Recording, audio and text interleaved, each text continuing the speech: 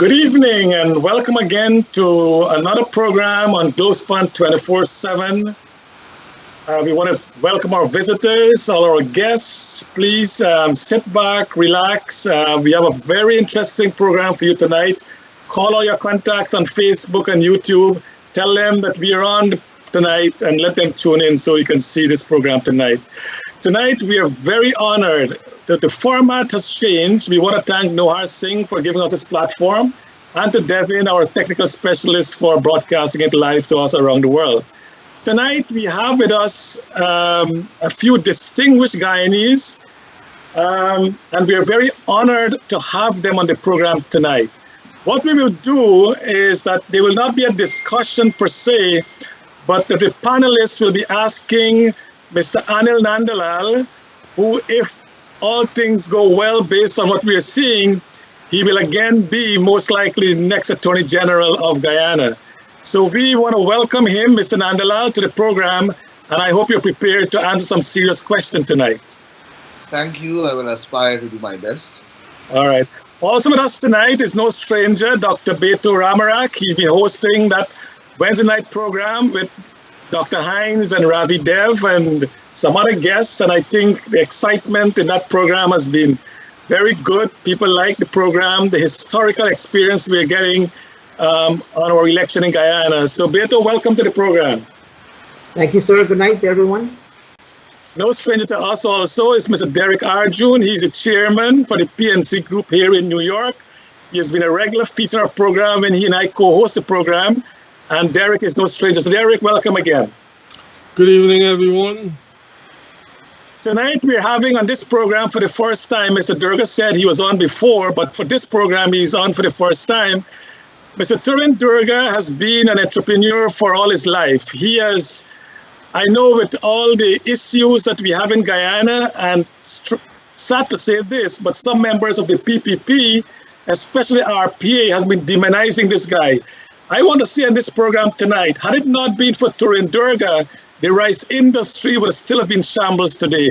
This man single-handedly changed the rice industry, and I think praise should be given where praise is due.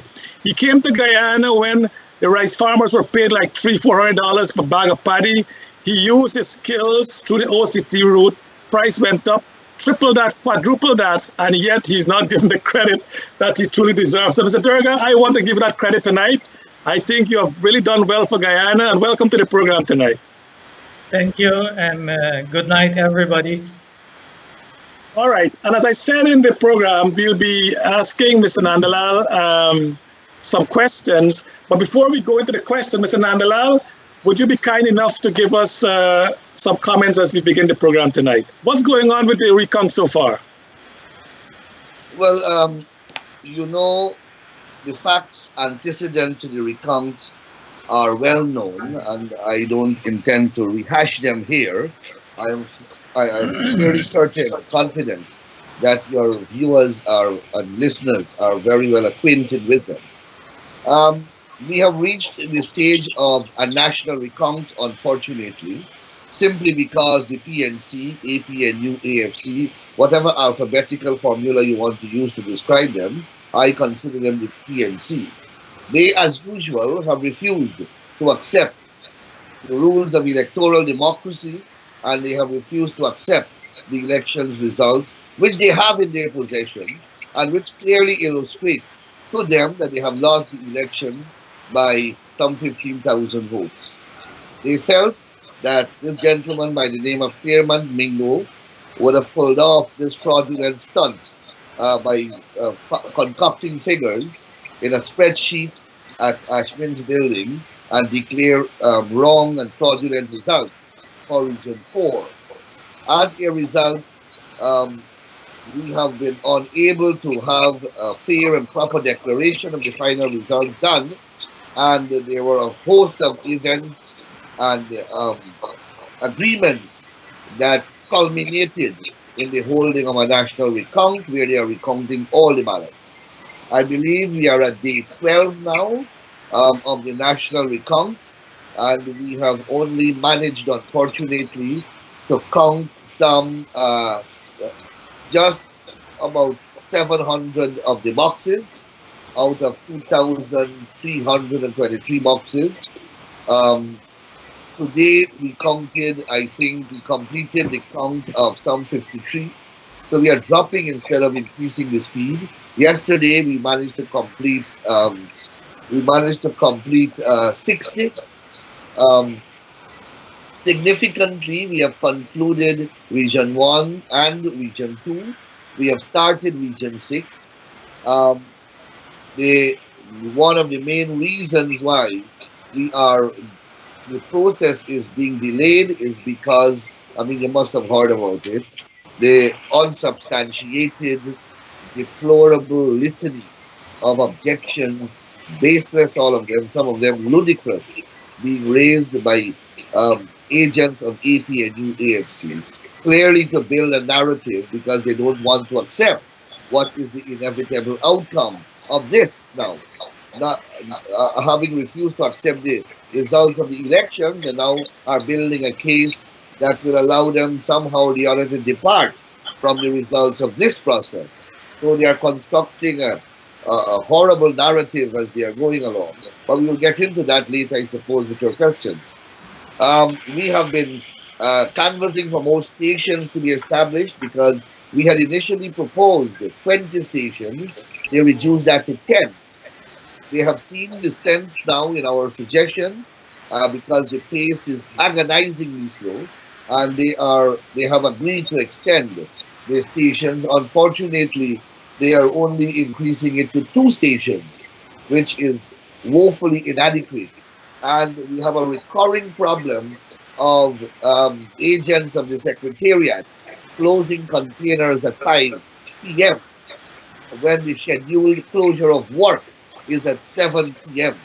Now, between 5 to 7 in 10 stations, you can possibly count 10 boxes because that's a 2-hour span and you can complete 10 more boxes every day. So we are losing 10 boxes per day by them not rigidly following that work schedule that they themselves have established. The 25 days deadline that they have fixed is certainly now in jeopardy. And what we have noticed now is a clear and emerging pattern that there is a clear strategy to delay the count of Region 4 ballot. And the strategy has become even more pronounced over the last 3 or 4 days.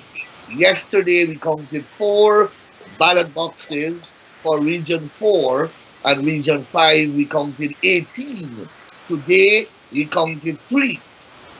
One ballot box lasted from, 2 ballot boxes, lasted from 8:30 to 4 p.m. this afternoon. And we barely completed another one for Region 4 today. So clearly, and Region 4, as you all know, is the only problematic region. So clearly they want to stretch this to the end.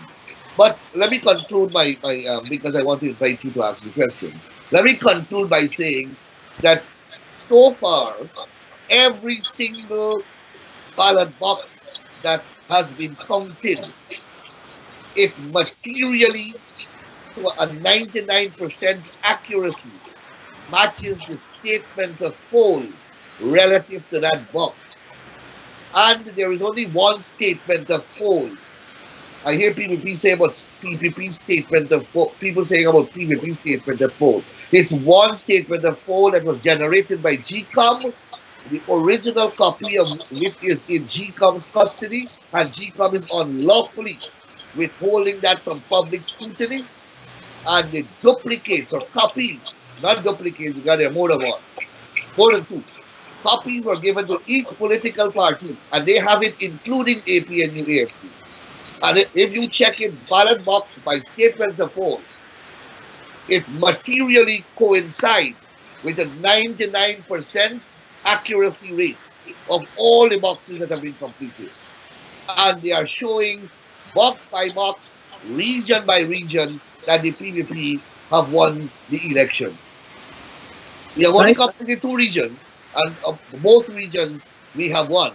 Region 1 by some 5,000 votes, and they're tabulating Region 2 now. And I don't want to say what they're going to say tomorrow, but that is a significant thing. And the statement of Recount that are being generated from this exercise are, as expected, matching the statements of poll. So while they continue to create these sideshows and start and continue to magnify things about stamp ballots and all these things, they are not materially departing from the numbers. And the numbers are conforming.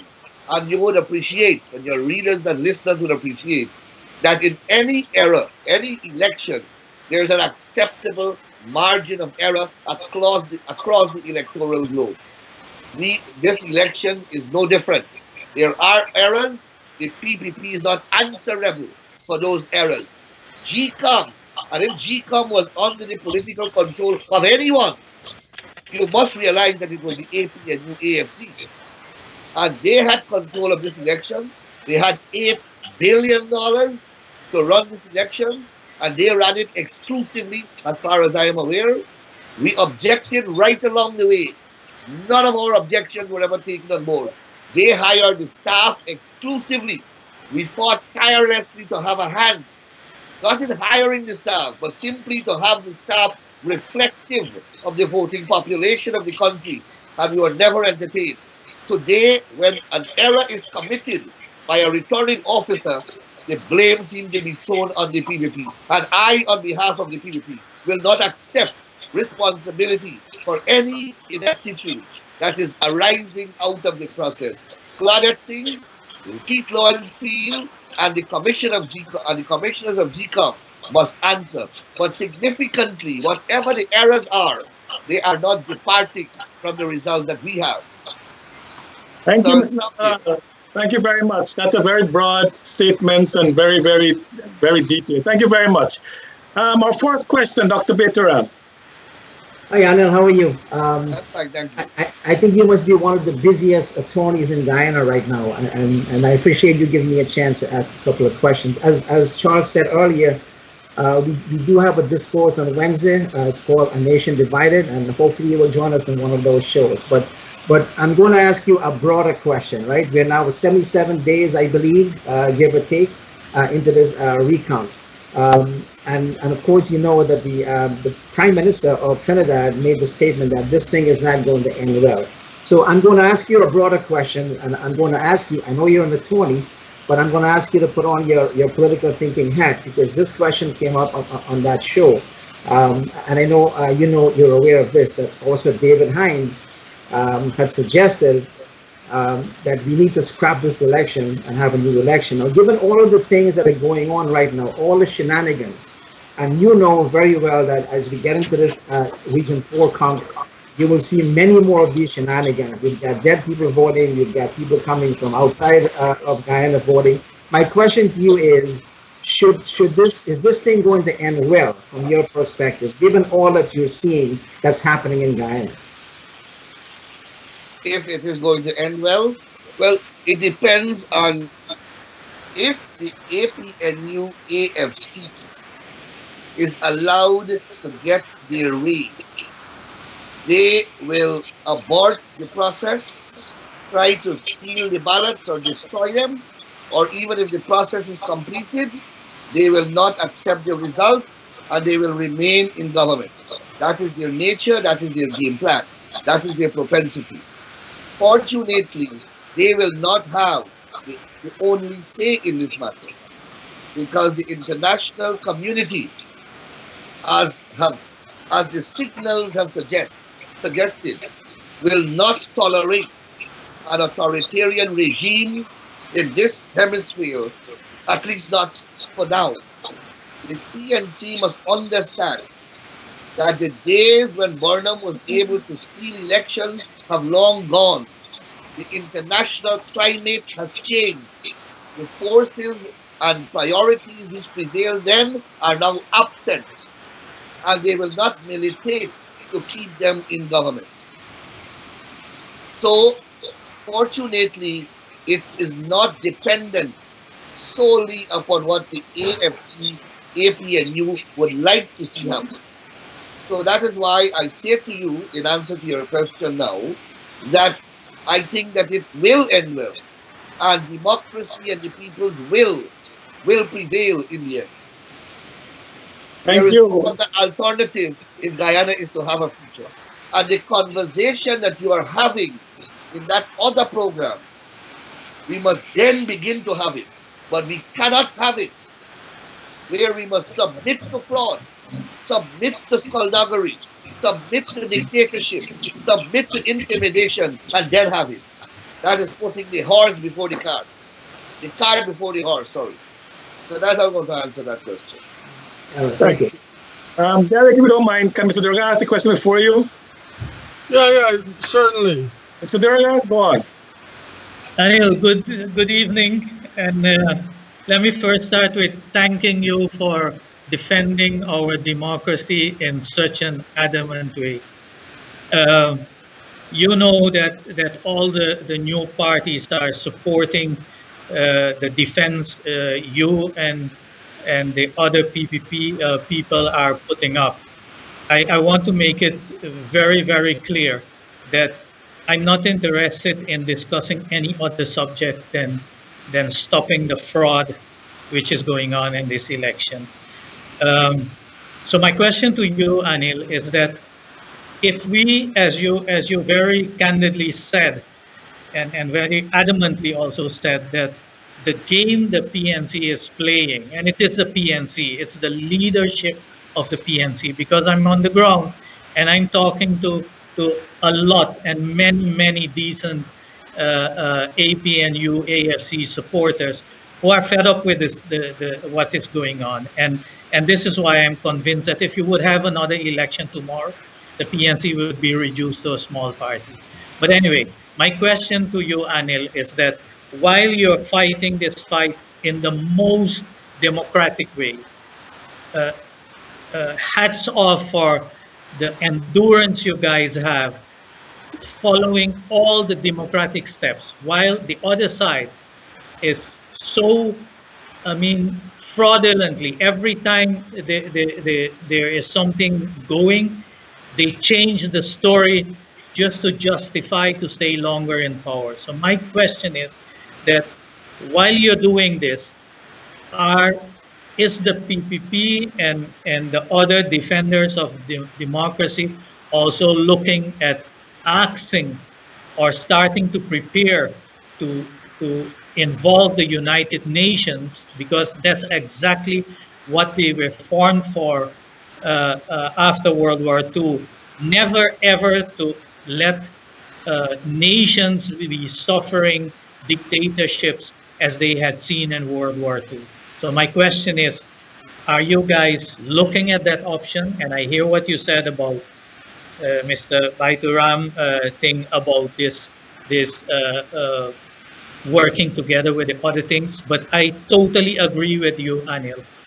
And so you don't have to go back there, that you cannot start talk what they call sharing the corn when you are being bullied, and when the electorate had made a more than clear decision and said that we want to give the PPP another chance to run this country. Thank you, Turhane, and let me assure you that this fight is not only a PPP fight, and it is not a fight for the PPP either. I want to make that clear. This is a fight for democracy. This is a fight for righteousness. This is a fight for human rights. This is a fight for the future of Guyana. The PPP is simply a fighter in the fight. And we are pleased with, not pleased is putting it very mildly, we are elated with the support that we have gotten from the smaller political parties representing every class and ethnic grouping across the divide. We are very, very motivated by the organizations that have lent us their support and that have lent their support to the struggle. We have on our side all the major religious organizations. We have the private sector. We have the largest united labor movement on our side. We have the farmers. We have Guyana on our side. And then when you look at the international community, we have all the major ambassadors. representing the powerful organization, the countries in the world, we have them on our side. We have CARICOM on our side. We have the Commonwealth on our side. We have the OAS on our side. We have every stakeholder group that have an interest in Guyana. Not one of them, not one of them have stood on the side with the APNU AFC. Not one. AGDA at one stage made a singular statement, and about a day after, and AGDA is perhaps one of the strongest allies of the APNU AFC. And after a day, AGDA was forced to alter their statement. David Hines himself has been put in an extraordinarily difficult position. And it's a matter for him how far down that road he wishes to travel. But anybody with any self-respect and dignity cannot support what these people have done. How can you? They have gone to the courts, they have been rejected. The judiciary have rejected them. They went to the parliament at one point in time with the speaker to get a no confidence motion reversed. The speaker rejected them. These guys are simply indecent and vulgar. Simply indecent and vulgar. So, Turhane, we don't have to do much. The entire international community is on our side.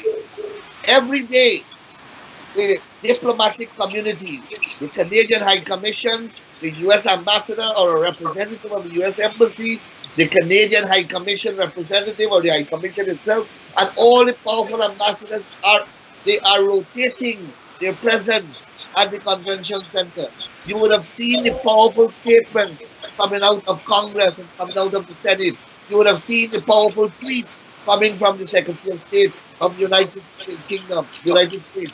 You would have seen the letter coming from Her Majesty's government and from Trudeau administration in Canada. Every powerful organization.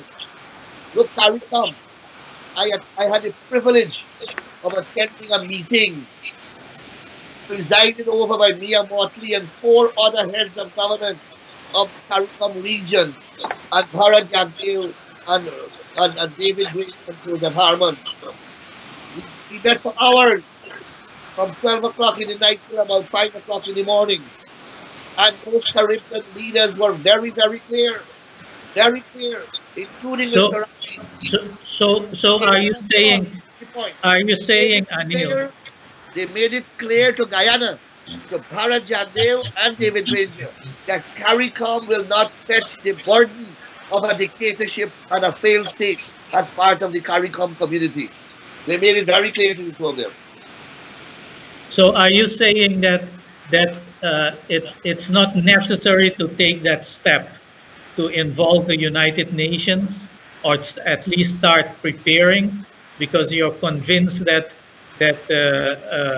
and let me put it this way. Look, the reason why I still have some doubt is because when Mr. Granger comes and he said he will recognize or he will accept the outcome of the GCOM thing, and then at the end he makes a statement that yes, I have said that the election was fair, free, and so forth, but makes a statement that, or Norton makes a statement that he did not include that it was credible. Then I really, to use well, don't let me use that word, but that really makes me uneasy, because then I have the feeling that these guys, you cannot trust them, never again. Turhane, you cannot trust them ever again. That's a given. These fellas must never come close. And the people of Guyana, I believe now more than ever, you see, when these things happen, people were not as educated as we are now. We didn't have the internet. We didn't have the exposure. We didn't have the type of platforms that we have now. I don't think that these guys have another chance in politics in Guyana. Not after this debacle, this disaster. Now, to go to the United Nations is a process. You know that it's a process. And the United Nations doesn't come into a situation, you know, at the very early stages. There are many, many channels that will have to be explored before we reach that stage. But that is always an option that will remain open. Every option will remain open to remove. And I don't think we have to do much. The international community is well apprised and are following very closely what is happening in Guyana. Very, very closely. All right. Thank you, Anil. Okay, you Mr. absolutely Turhane? have our support. You Mr. absolutely have our support. All right. Derrick, you want to ask a question? Mr. Nandlall, I will remind you that you're an eminent lawyer, that in democracy, people have different viewpoints.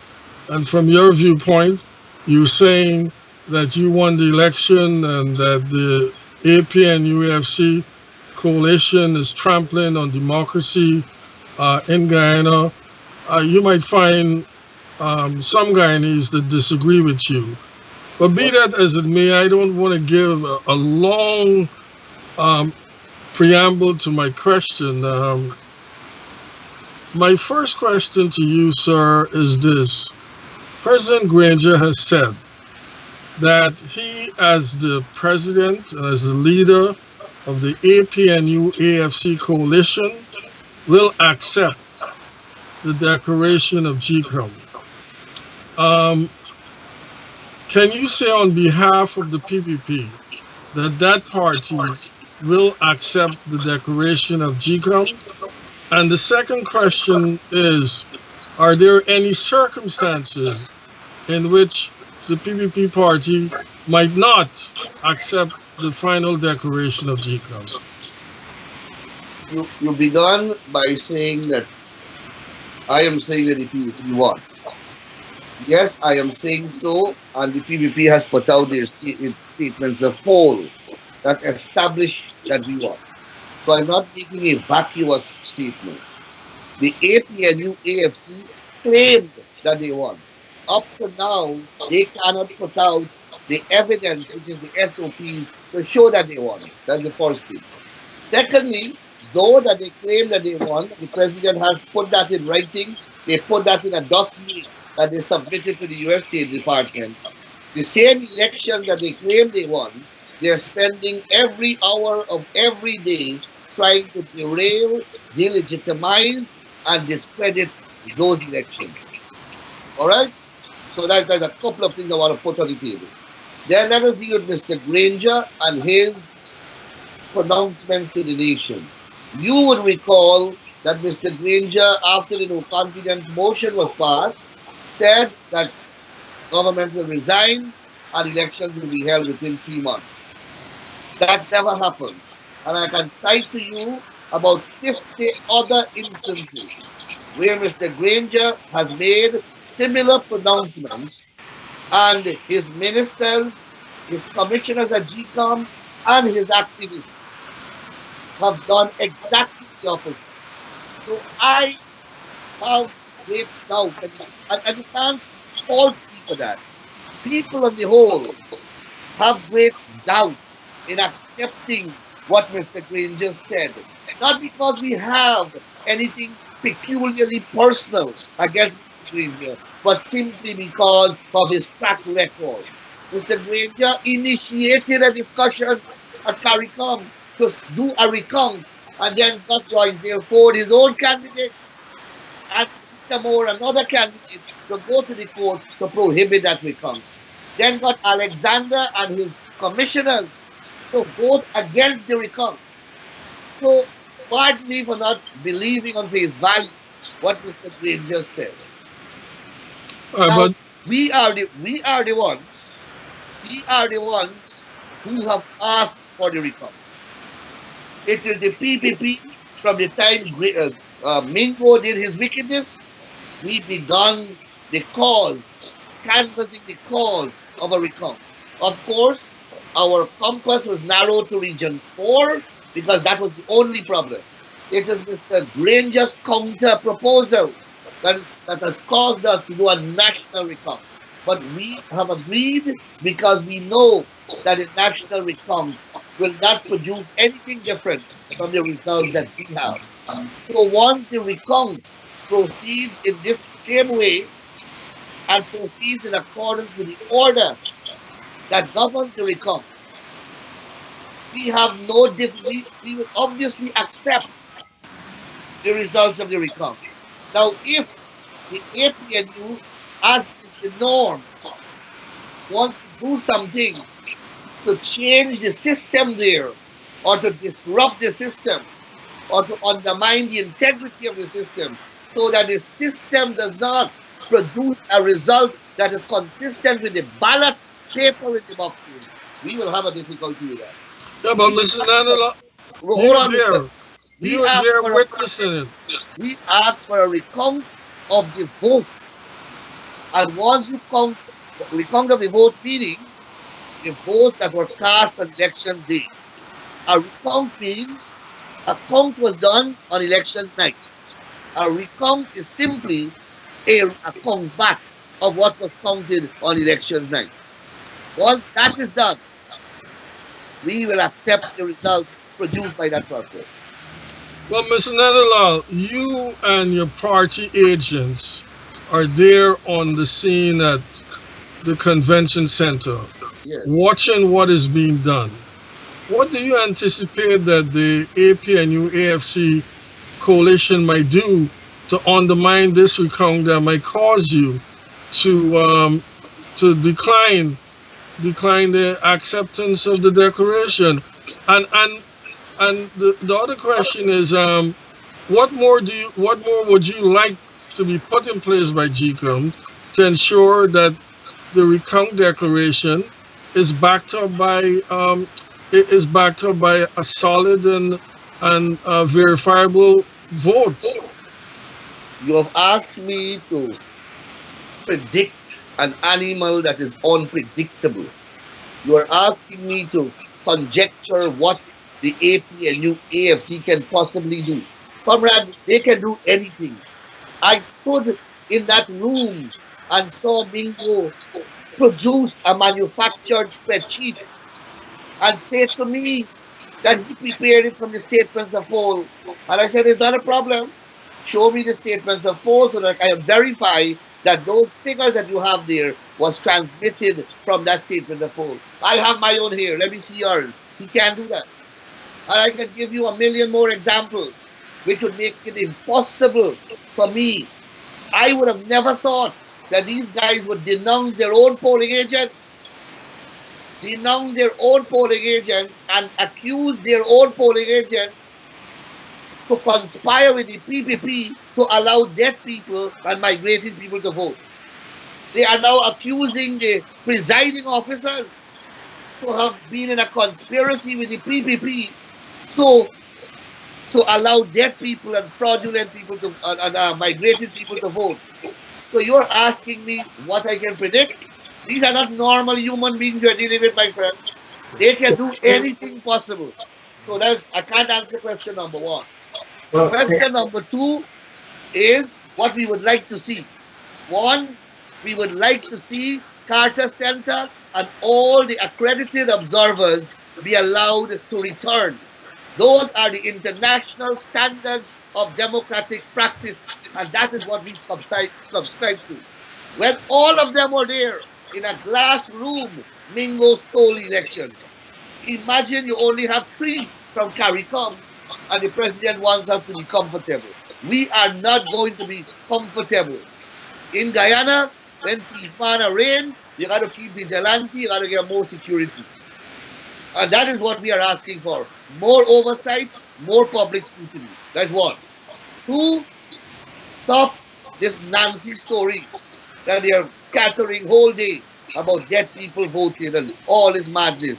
Manufacturing death certificates. I mean, you know the ridiculous narrative that they are pouring on the nation every day. Stop that. It's not helping. And that can't win them elections. Thirdly, increase the stations that we are asking for so that we can have greater alacrity and bring a quicker conclusion to the process. Those are some of the very basic issues that we think, and none of them can be faulted. None of them can be faulted. Right, except the Carter Not Center. supportive of democracy. Derrick. All we want is to enhance scrutiny, enhance transparency. Your party wanted to stop live streaming, ban cell phone. Everything they want to do is to hide the process in secrecy. I mean, I'm sorry that you had to take all this meeting tonight, but That's fine. It's fine. It's okay. I'm accustomed to it. All right. No. Thanks. I know Dr. Brown want to go on, but Anil, you mentioned we are in this recount because of what Mingo did, that fraudulent declaration of Region 4. So my question to you is this. Is your panel accepting that as a fact? Well, I don't know, Kay, I'm asking a question. My question is based on the premise. I don't. Right. So you see the My comrade. question is based on the recount is happening now because of the shenanigans that Mingo did in Region 4. My question to you is this. If you becomes the Attorney General in the next government, in the next PP government, would there be a commission of inquiry into the findings of what went on after the March 2nd elections? And if there are findings of criminal nature, will you refer that to the DPP to institute criminal charges against those who are responsible? Any responsible government must be responsible to the aspirations of the people of that country. The majority of the people of Guyana do not want a reoccurrence of this tragedy ever again in their country. Nobody, I don't think the region wants it. Therefore, it is incumbent upon any responsible government to do that which is necessary to expose as far as possible and to investigate as far as possible what occurred and what transpired. And the report from that process, if it reveals violations of the law, then it must be sent to the requisite legal agencies for advice and consequent action. That is not a function of government. That is a matter for the state apparatus. And that any civilized democratic society would want that. Any society that does not who would want to sweep this diabolical episode under the carpet is a government that is not acting in the best interest of the future development and advancement of that country. Thank you very much. I know Dr. Keteram was robbed. He didn't get to ask a follow-up question. But when we come back from our commercial break, Dr. Keteram, you will have the floor, and you can ask your follow-up question that Mr. Doerga and Mr. Arjune did. So Thank you. we'll be back in a minute after this commercial break. January marks 1 year since Globespan 24x7 embarked on this initiative to offer a platform that brings in all sides, all points of view, and all concerns. Viewers in Guyana and across the world are participating in discussions that are bringing to light issues relating to social, economic, and political matters that have been plaguing our nation. Globespan's platform offers Guyanese to express their concerns and discuss solutions in the political realm, thereby addressing the polarized situation. Discussions also include social ills such as alcoholism, domestic violence, and suicides that have been plaguing the people. The platform also mitigates the brain drain by having speakers that live in Guyana and across the world participate in these discussions. This concept will avail a broader view for the benefit of all Guyanese, so Globespan needs your support to offset the expenses. Kindly contribute by clicking the link in the description to help support these programs. Did you know the FBI warned against using public Wi-Fi? And hackers using public Wi-Fi can download viruses and steal all of your private information. Let Globespan help you protect against hackers by providing you with a virtual private network or VPN. Keep all of your data hidden and protected, including sensitive information, documents, bank account numbers, and more. The FBI recommends using a VPN, and Globespan can help provide one for you. It's very simple and easy to use. Call Globespan today. In Georgetown, call 225-9054. In West Coast, call 269-0141, or in the United States, call 888-551-3290. Welcome back to our program, Guyana's election, and we are honored to have this evening Mr. Anil Nandlall, the former Attorney General, and God's willing, if the election result comes out the way everyone projected to be in terms of what happened in the election, Mr. Nandlall is likely to be the next Attorney General again in Guyana. The first session, we had questions from Dr. Betaram. He was short of the question. Mr. Doerga had a follow-up question. Mr. Arjune had follow-up, but Dr. Betaram did not. So, Dr. Betaram, over to you. Well, Mr. Nandlall,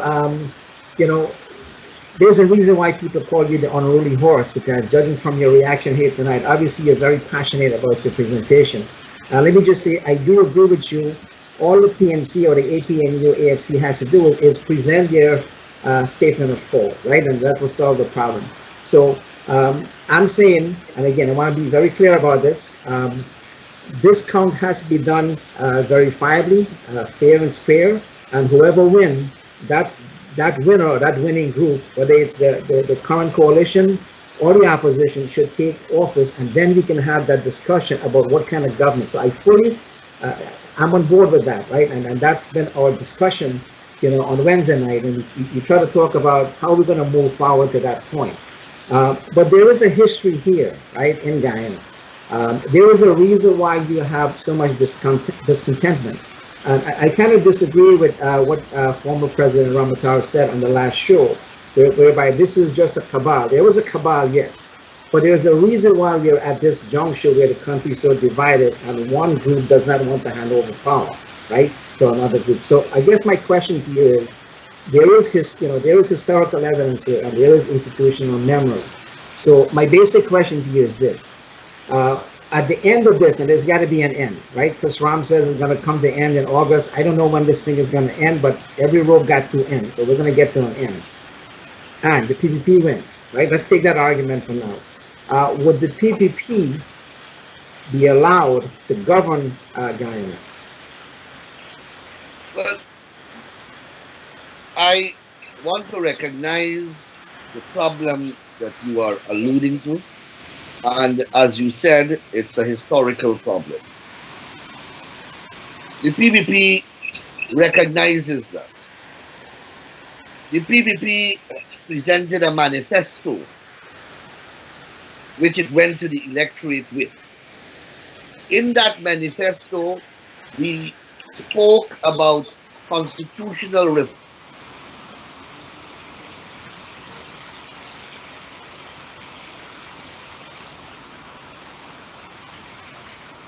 We lost Anil. Yes, It looks so. We're trying to get him back. Okay.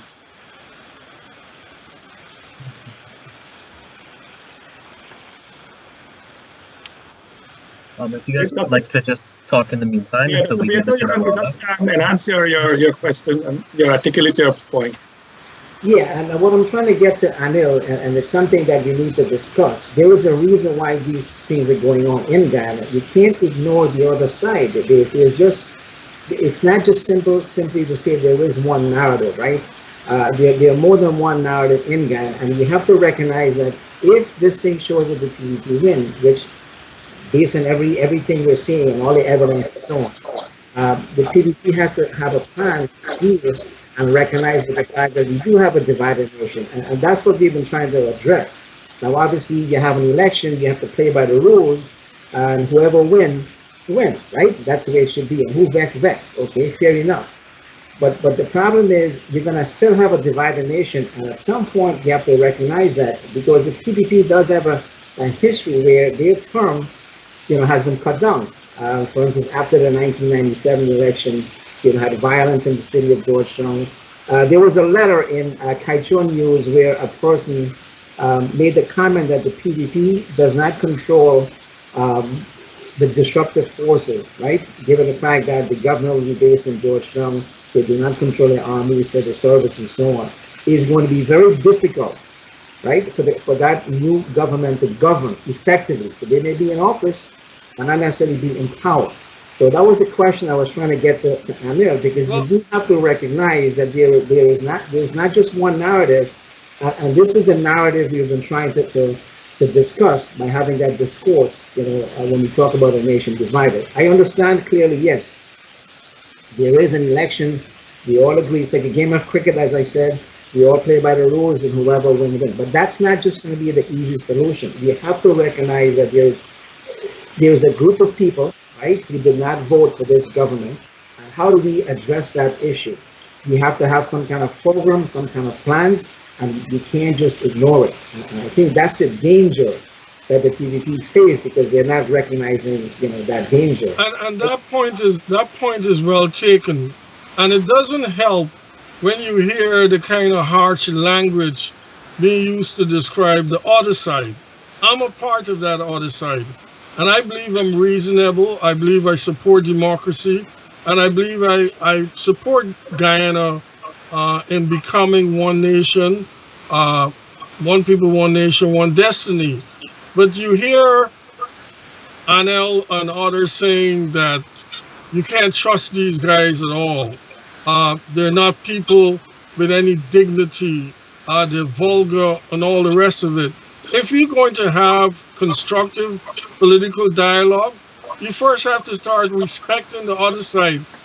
As I listen here, I'm left with one conclusion, and that is the PPP and its side have a monopoly on truth. And if you continue to go down that road, then we can't carve a path that's beneficial to all Guyanese. Anil is back. Anil is back. Anil? Let me put that question to Anil. As we were saying, Anil, before you kind of, we got caught in that, technical glitch. There is a historical pattern here where PVP has been faced with challenges, right? And we were talking about a letter that was written in Kaichun News that kind of summarizes the problem fairly, I think. Basically, that the PVP wouldn't be able to govern. Their term was cut after the 1997 election because there's a feeling that the other side, or the narrative from the other side, is not being addressed. So what I'm asking you is, and I know I'm jumping, and you're probably going to say, well, let's wait till the recount is over. But my question is, the discussion has to happen now, not after the recount. And my question is, would the PVP be able to govern Guyana once they win this election at the end of this recount? Your mute is on, Anil. I think you're mute. I don't know if you can hear us. Your mute is, you have to turn off your mute. Mr. Nandlall, on the bottom of the screen, you should see the mute button. Just click on the mic, it should unmute. Unmute your... Here. Go on. You mute it again. Only one click, Anil.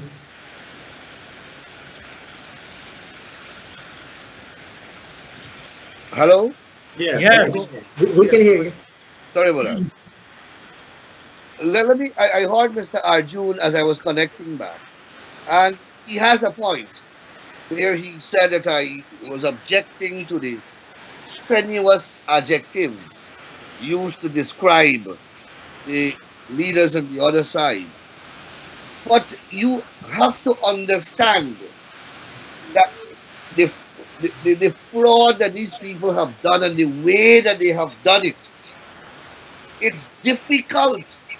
It's difficult to treat them with respect. They do not treat themselves with respect.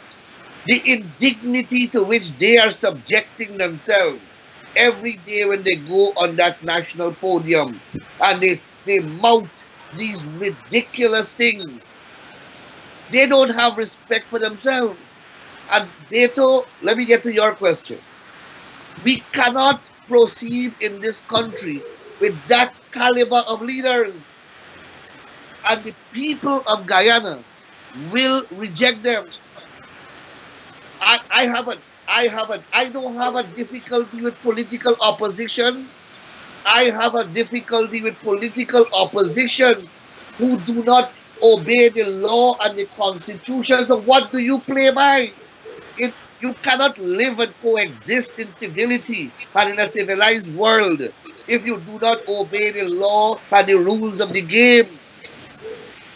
We have to get a new breed of political leaders who will represent those who do not want to be represented by the People's Progressive Party. But it cannot be the current cabal. It cannot be. And that's my point. In their own coalition, Nagamutu was promised a whole host of powers, chairman of cabinet. What did they do to Nagamutu within their own coalition? Ramjatan was given a ministry that they cut in half. And I can go on and on. So it's about principle. These people sit with you and they enter into an agreement and then they go behind your back and they challenge you. They put Charandas in the parliament knowing that he was a dual citizen. Then they go and challenge it when it's convenient to them. They sat with us in the parliament, they passed a law to use ID card to vote. When they lost the election, they went ahead and they challenged us. And I can give you a multiplicity of examples. You can't simply have an agreement with people who do not obey law, obey the norms of democracy. Yeah, and I'm not, I think you're frozen again, Anil. No, go on down. I'm not disagreeing with I'm not disagreeing with you, Anil, in anything you just said. So let me ask you this now, and I know this is very frustrating for people like yourself in Guyana, witnessing all of this play out in broad daylight. Do you believe that? And again, I'm pulling that quote from Prime Minister Rauli. Do you believe that this government, at the end of the day, end of the tunnel, when the results of the recount is declared, do you really believe that they will hand over, or do you see additional problems at that point in time? I know they will not hand over because they would like to hand over. They would have to hand over the reins of government because they have no alternative. That is my honest view. All right. That's it, Beto? Yeah, that's fine. All right. Before Mr. Doerga comes on, I just want to mention this, and maybe Derrick can come in here. As of today, with Region 1, 2 completed, and Region 3, 4, 5, and 6 is ongoing, the PPP has so far acquired 73,633 votes against APNU AFC with 40,597. So the PPP has a lead as of today of 33,000 votes. Mr. Doerga, before you come on, can Derrick come in here and tell us how can APNU AFC catch up with the PPP with this big margin? Well, wasn't that the whole plan wasn't the whole plan that the PPP will build up this big lead so that AP and UAFC could not overcome it in Region 4. The plan by who, Derrick? The plan by who? Forward to that, Charles. Let me finish. No, but the plan by who? It says a plan. The plan by who? The plan by the PPP. You see, you have a narrative, you have a story, you have a belief that you hold firmly to. Now the other side has a belief that it also holds to, and you have to be cognizant of that. Now, Mr. Nandlall spoke about reforms. What about the bloated list that we went to elections with? In a population of what, 750,000? You had over 600,000 voters, and the AP and UFC coalition was trying its darnest to have a clean list. Can you explain to me why is it in our country of 750,000, we have an electoral list in excess of 600,000? Now, that is something that needed to be addressed if we're talking about fair, free, and credible elections. Can I answer that? Yeah, of course, yeah. I don't want to question your figures, but let us assume that they are correct. It's a question of law, Mr. Arjune. The law says the law does not permit the removal of a person's name from the list on the basis that that person is not resident in Guyana. We have to play the game by the rules. Now, if you want to change the law, if your government wanted to change that law, they have a majority in the parliament. They Mr. could have changed Nandlall, that law. Mr. Now, Land, hold on. Let me tell you the other basis for the bloat, or what you call bloat. Your minister, Mr. Felix, is responsible for births and deaths. It is a matter between the GCOM and the National Register of Deaths to periodically clean the list of dead people. Your government was in power, my brother. They did not do that. They were in the driver's seat and they went to the elections. Now you're going to blame the list when you lose? They Well, I never just, took any steps. They never took any steps to remedy that. Only when they were forced to go to the elections, then they started to talk about list and debt. They ran the government for 5 years.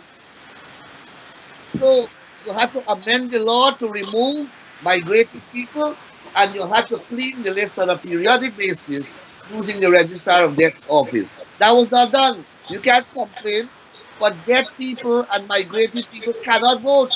Physically, they cannot vote. So what is the problem? well, the problem is that you had a bloated list, and we are not, we don't follow the law if the law isn't carrying out social policy. The law is not something that exists in a vacuum. And you said you're a upholder of democracy, and you recognize, and many others recognize that we had a bloated list. So we should have, in the interest of furthering democracy in Guyana, agreed to house-to-house registration. Instead, your party fought strenuously to prevent house-to-house registration. And the My result brother, is a bloated list. oh God, you keep repeating this rhetoric that we have dealt with over and over again. We have what is called a cyclical system of registration. You begot when that system was installed in 2001, you had a house-to-house database created. And we went, and after that cycle starts, it is a continuous cycle annually, all year round. You don't go back to start back house to house. That is what Patterson, the man who Mr. Granger unilaterally appointed, wanted to do. And the court stopped him because it is unlawful. Gentlemen, before we go on, I just want to thank Dr. Betaram. You have another appointment. So, Dr. Betaram, thank you so much for being with us. And we look forward for your Wednesday program when you'll have Mr. Nandlall also to be sometime on that program. Thank you so much. Gentlemen, I don't want to be rude, but I appreciate the fact that you allowed me to be with you tonight. So, Anil and the other gentlemen, thank you and good night. Thank you. Thank you. All right, Mr. Doerga, you want to ask your question? Yes. With all due respect for Mr. Arjune, not too long ago, I was as an expert witness in an international court. And I hear a judge say something which is very significant for Guyana. When he told the other side, they said, sir, a lot of things are good in law. It is okay when you do it legally right. And then he asked, but have you asked yourself if it was morally acceptable to the people? Because this was about food distribution through a corrupt government. The judge asks, do you think it is morally acceptable? This is the same thing we're having in Guyana, in my opinion. The PNC is trying every letter in the book of law to frustrate the will of the electorate, and this is unacceptable. They can try it in law, and they bring all these taxpayers paid lawyers, you understand, who are fleecing the taxpayers to do what? In the end, it goes to the Caribbean court, and it comes back what it really is, and it is the will of the people is not being adhered to. So the thing now is that while I agree that the world has changed, this is not the days of burnout. This is not the days of Idi Amin and so forth. And I'm asking Anil, and I'm cautioning him, and I'm kind of begging the PPP, don't fall for this nonsense of sharing the corn. And I will give you a reason, and a very valid one, why you should not. Isn't it the PNC who was 28 years in power? They had all the wealth of Guyana at their fingertips. But when I came to Guyana under the restructuring, the economic restructuring program, Guyana was bankrupt and the people were suffering, no fuel, no nothing. It is the PNC who peddled that there's marginalization of what they call black people. And they know this is not true because, so what have you done in 28 years to those same people if it's not you who marginalize them? Today we see 3 robberies average a day. Those people are marginalized. Who marginalized them?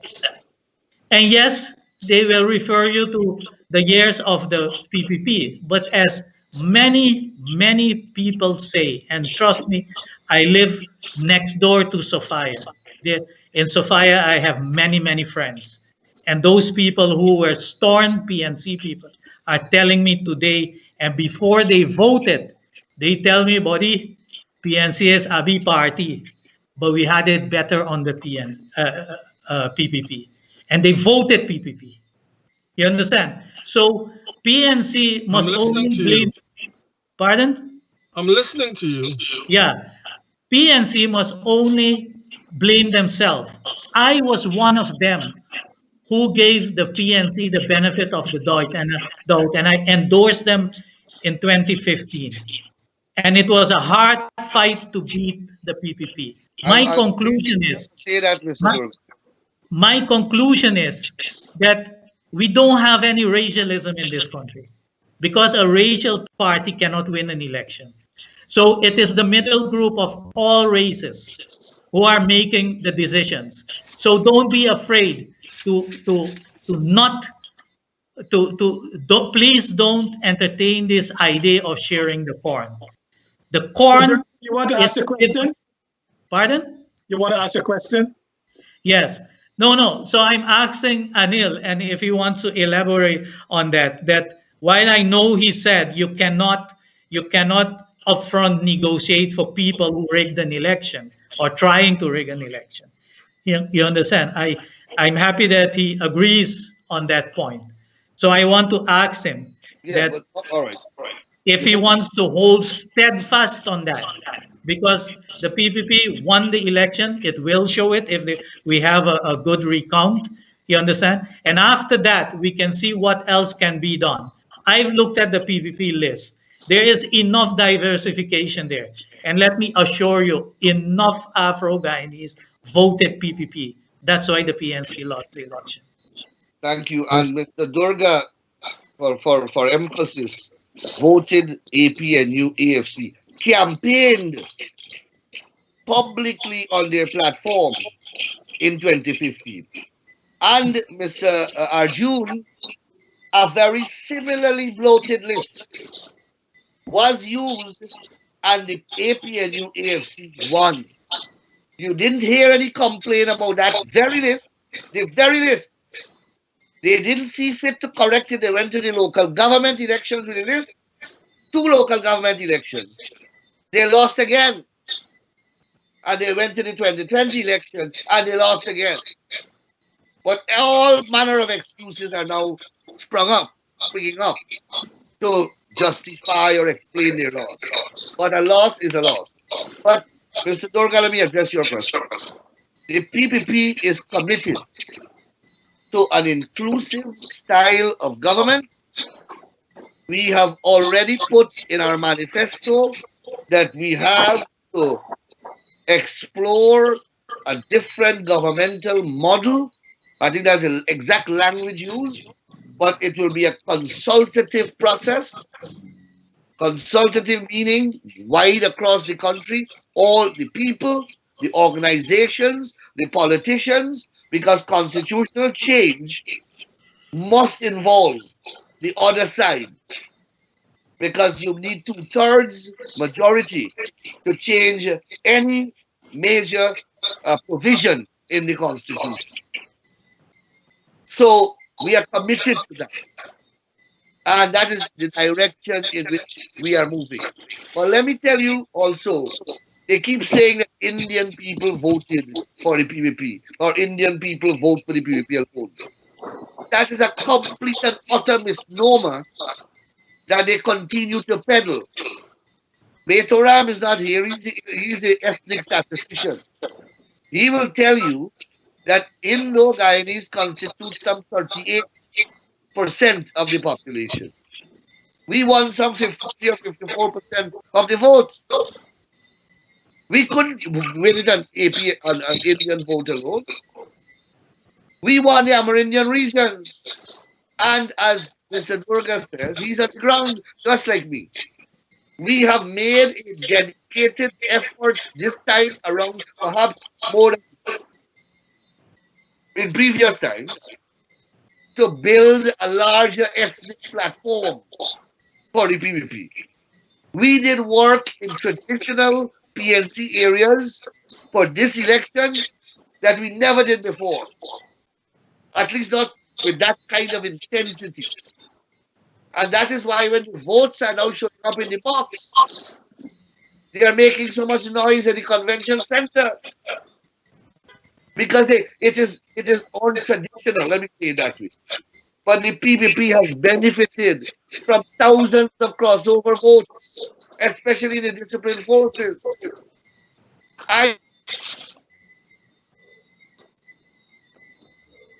Did we lose him again? Devin? And Afro-Chinese policewomen who would have traditionally voted PNC, they have voted for PVP this time around. And many Afro-Guyanese across this country. I know that, but Anil, just to some clarification is that yes, the Indian population is about 39% of the general population, but I don't think you should look at the PVP vote of 50% or 51% as saying that that difference is a crossover vote, because what come into play there is that a lot of the PNC supporters did not go to the polls. I think about 70% of the PNC supporters went to the polls. So, and the PVP percentage increased. So that gave you also a bigger percentage rather than, so to say, crossover. There was crossover, but I just want to put that in place. One question to you, Anil, is that Christopher wrote a letter. Charles, I appreciate that because you're a very ardent advocate for the PPP. No. I appreciate the question, though, rather than the advocacy. I want to correct that because, like Mr. Doerga, in 2015, I know if you can remember, we were at Marissa Palace when Mr. Granger and Mr. Nagamutu was there. We campaigned vigorously for I was there. I was there. Yes, so we supported this administration. No, we didn't support them. But what they did in the last 5 years, we have different views on that. I believe they did a terrible job.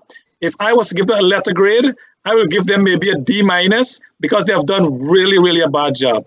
Having said that, Anil, Christopher wrote a letter to the ministers, I think Minister Brooms, Patterson, and some others, and government official, I think, was a director of sports and so on. And he's threatening them to go to the court for them to repay any money that they would have received during this period when they're doing party work at the convention center. If you become the next Attorney General again, would you join Christopher in that court action to retrieve any money paid to them? Look, it's not I as Attorney General, you don't have a choice. If there is an infraction in the law or an infraction of the law and a citizen makes a report, the law enforcement agency of the state is activated. It has nothing to do with politicians. Politicians should not have anything to do with that. Mr. Ram should go to the police station and lodge a report, and the police will have to investigate it, take it up with the Director of Public Prosecutions, a constitutional independent office that does not enjoy any influence from any politician. And that office should advise on the matter. Did that office advise or advises that there is a violation of the law and criminal charges should be proffered? Well, then so be it. It has nothing to do with Anil Nandlall as Attorney General. But Anil, having said that, the police force had at least one police officers in every polling station. Is that correct? That's correct. Right. So the police force have a statement of polls for every polling station. So they know who win the election. Why are they silent then? Well, I don't think that the police force was given a copy of a statement of poll. I don't think so. But you're right. There was a policeman in every polling, or close, I think, yes, in every polling station, and in every polling booth, actually, because a station may have more than one polling place may have more than one station. So there's one in every polling station itself.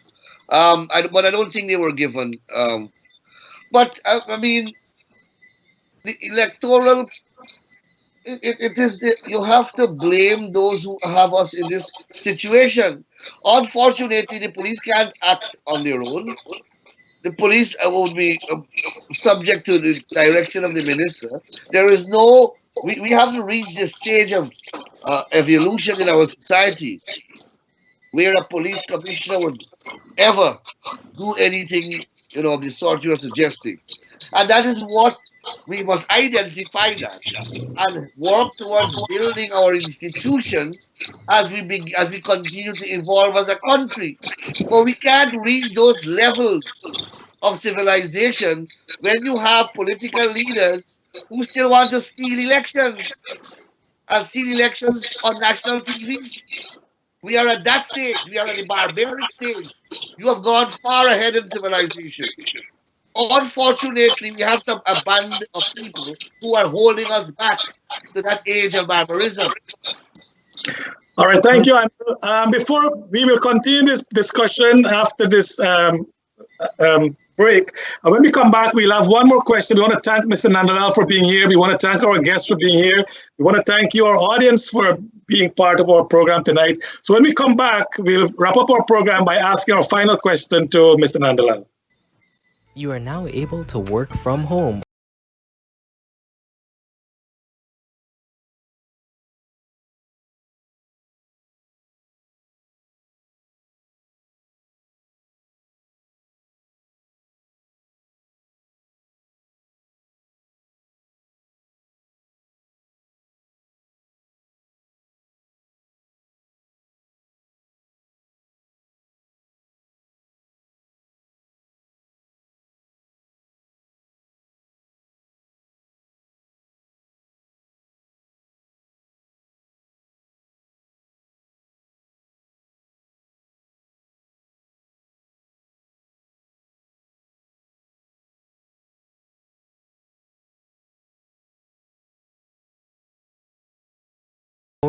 In West Coast, call 269-0141, or in the United States, call 718-551-3290. Yes. All right, welcome back again to our viewers. Again, we want to thank Mr. Nandlall for being here, Mr. Arjune, Mr. Doerga, Dr. Batram had to go on another appointment. But gentlemen, we want to, in this segment, give Anil one of the toughest questions that you would want to give him now. So, Mr. Doerga, would you want to start? Mr. Doerga, you hearing me? Maybe we missed him. Maybe Derrick, you want to go on? Yeah, Mr. Nandlall, you spoke about the disciplined forces and many of them voting for the PPP. Traditionally, the disciplined forces, as we all should know, vote for the AP and UAFC. Now, you have unfortunately trivialized a lot of objections that the other side made. But this particular matters of interest to me and many others. This disciplined forces are defending our borders and otherwise keeping law and order. And in the recount of Region 1, many instances of their votes not being stamped with a serial number have been found. Now, my question to you is this. Why, if you know, has this been an occurrence with regard to their votes? And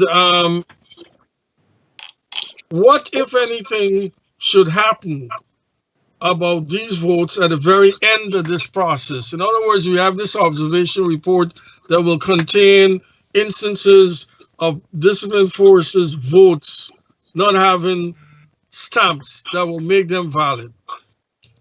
What is your position with regard to how those votes should be treated at the end? But before you get to that, what do you account for this particular anomaly? Mr. Arjune, I deeply regret to tell you that you are a victim of this misinformation, and I keep appealing to APNU leaders. Do not do that to their supporters. Now, let me explain to you how misled you are. When they voted on Disciplinary Forces Day, remember they voted on a separate day, all right? Voted before. That's correct. The votes would have been sent back to the place where those persons live, and they are mixed in the ballot box. They are mixed with the ordinary votes in the ballot box. So you cannot know which vote, when you are counting, is a military vote or a disciplined forces vote. There's no such marking. They are all emptied. If it's a PVP vote, it's put in the PVP bundle at Maruka. If it's an APNU vote, it's mixed with the APNU ballots in APNU envelope at Maruka. You tell me in God's name, how would you be able to know that one ballot that is unstamped comes from a disciplinary force member? You cannot know. But that is the type of misinformation that they are viciously peddling and causing their supporters to embarrass themselves at all the discussion forum. So that's point number one. Point number two was, what was it again? I can't remember. How should those votes be treated at the end, since they'll be more than likely contained in the observation report? Now, an election is a statutory process.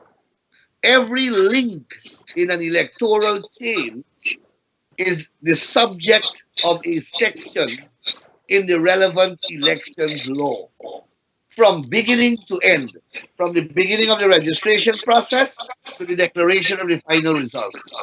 Now, there is a provision in the law which deals with how you treat with ballots that are unstamped. There is a provision in the law that deals with ballots which are partially stamped. Once it's partially stamped, then it's a ballot that's valid, because the stamp not working is not the voter's fault.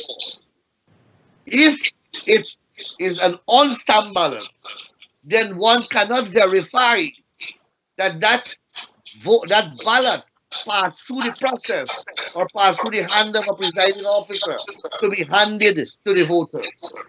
Hence, it did not receive the official stamp. And the law says, not GCOM, the law says that is an invalid ballot. So they're not counted. And PPP voters will suffer the same thing. I am sure as the count goes on, PPP will lose votes in the same fashion. Because I can't imagine that there was a presiding officer somewhere who was dishing out. You know, when you go into the polling station, they hold up the part, they stamp it, and they hold it up for everyone to see, including the voter, including the polling agent of all the political parties. and they tell you that this is a 6-digit ballot stamp. So I cannot conceive how those things happen. I really can't. And I think that's some of the concern in the observation report that GCOM will take into consideration with those presiding officers, whichever station that might have come from. So that's a good question, actually. Mr. Doerga, I know we missed you, but your final question, please, to Anil. Did we miss Ms. Doerga again? Oh. You're mute. I think you're mute as well.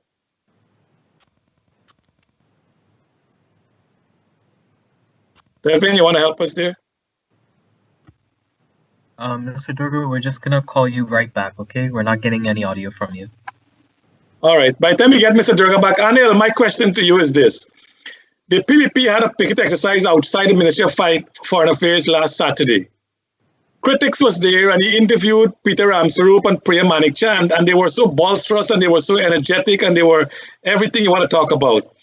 5 minutes after the police came and the entire exercise was squashed. Tell me, had it been a PNC exercise, no police could have dispersed those people. Is the PPP leadership have no backbone? I mean, we got a word for them. I don't want to say it on the air, but what happened to the people? Why couldn't they stay there? And if they're arrested, get arrested for something that they believe in. Why did they have to leave? You're posing that question to the wrong person. Is that a question or is that a statement? You're a leader of the PPP. I was engaged in the exercise at the convention center. I had no control over the march. If I was there, perhaps, I don't know, I can't say it. I would have, I may, first of all, the police wouldn't have arrested me. That's the first thing. Hello. But Priya was there and Peter was there. Why did the guys just give up like that so easy? Because they complied with what the police I don't know the facts, All I know that's what law-abiding citizens do. All I know is that Mr. Neil Kumar was arrested and subsequently released on bail. And he made contact with me. I was at the convention center dealing with some other matters. I thought if these guys had, and I'm going to say the balls that you need, they should have been arrested and prove that what they stand up for is what they believe in. But these guys are like, I don't know what to say. But Mr. Doerga, back again, your question, please. Yeah, you know, Charles, I would want to join you in your opinion, but then I have learned that let us do it the democratic way, the way the PPP and the defender of democracy are fighting for, in a proper way. But as Mr. Arjune said, every rope has an end. You understand? So after this recount, if we only see that the PNC don't want to accept defeat, then I think we have to change in a complete different other mode. So my question to Anil is that, Anil, what is the time frame you see that you guys can take over and start to clean up this mess? And would you rapidly sanitize Soku and the other one so these atrocities can be stopped forever to happen again? Well, the recount process in the 2 additional stations are added, should complete within 35 days, thereabouts. That's the average that we have worked out. And I don't know, this should be completed shortly after. There should be an acceptance of the results. I can't imagine any long, drawn-out story after this. And hopefully we have a smooth transition in government. And certainly we have to start to work early. Definitely we have to enhance state institutions and build them back. They have been politicized heavily. Soku, I established Soku as an attorney general with ministerial responsibility for the anti-money laundering regime. And that place has become a political hatchet used by the administration only to carry out political hatchet jobs. It has never investigated any money laundering or any drug trafficking case of any substance. never did any work with the banking system, nothing, and it never even erected the structure that the law requires it. It's supposed to have a strong financial component attached to it to deal with financial crime, etc. So yes, we have to deal with that. SARA, we have to look back at the SARA bill, the SARA Act, because there are many very perverted provisions and abusive provisions in there, draconian provisions that have to be adjusted accordingly. And yes, we have to get on with the building of the economy. These people have destroyed the productive sectors, every single one of them. You were in rice, you know what's the position. Sugar industry is dead. The timber industry is dead. The mining industry is dead. The manufacturing industry, they have killed it. We didn't have that much in the first place. The trading and commercial industry, they have killed it. There's no trade, no commerce. The country is grinding to a halt. And we need obviously to look back at these oil contracts and we have a lot of work to do. And we don't even know what's the state of the treasury because they are plundering at night and day. There's no budget in place. We don't know there's no parliament that has been sitting for a year and a half now. We don't know how there's no scrutiny of money spent. If I begin to talk about criminal sanctions and the type of criminal laws that are being violated, I could speak for the rest of the night. But it's better that I don't go down that road. But Guyana is off a constitutional track. We're a completely unlawful country. The government is illegal. It became illegal since September the 19th.